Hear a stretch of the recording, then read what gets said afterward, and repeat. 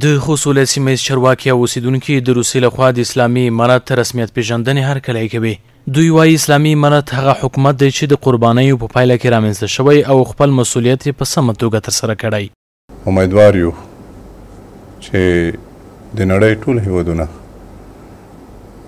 چې هغه د افغانستان اسلامي امارت ښه تعامل د دوی سره کړی ده کوي او همیشه د افغانستان اسلامي امارت غوښتنه ده او بار سفرونه په همدې مورد خارجي دولتونو ته کړي دي ترڅو د دوی تعامل او متقابل احترام د افغانستان اسلامي امارت سره برقرار اوسیږي. یو ځل بیا زموږ د ټولو هیوادونو څخه احترامانه او صمیمانه هیله ده چې دوی باید د حق په سترګه د افغانستان اسلامي امارت ته وګوري. د دغه ولایت اوسیدونکي هم د روسیې له لورې د اسلامي امارت په رسمیت پیژندنې خوښ دي او وایي چې د اسلامي امارت په بیا واکمنېدو سره افغانستان د بشپړ امنیت څخه برخمن شوی او خلکو د آرام ساه اخیستې. دوی غوښتنې لري چې نور هیوادونه هم باید اسلامي امارت په رسمیت وپیژني. په رسمیت چې افغانستان وپیژندلی شي اسلامي امارت صادرات واردات دا ټول ګټې موږ ته په لوس راځي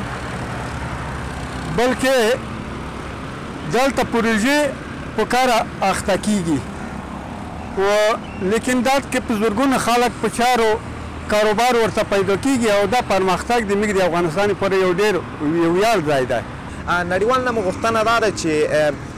لکه څنګه چې روسیا یو زبرځواک هیواد د افغانستان په رسمیت وپیژانده نو نور هیوادونه باید دغه اقدام وکړي افغانستان په رسمیت وپیژني ځکه چې افغانستان خاوره د بل چا پر ضد باندې هېڅ کله هم نه کارېږي. دا په داسې حال کې ده چې د مسلمانانو علماء کرامو د نړیوالې ټولنې مشر ډاکټر داغي هم د روسیې له لوري د اسلامي امارت د رسمیت پیژندنې له پریکړې هرکلی کړی او له اسلامي هیوادونو یې د ورته اقدام غوښتنې وکړې. باور دی چې د روسیې له لوري د افغانستان اسلامي امارت په رسمیت پیژندل به نور هیوادونه هم وهڅوي ترڅو په دې برخه کې ګامونه پورته کړي.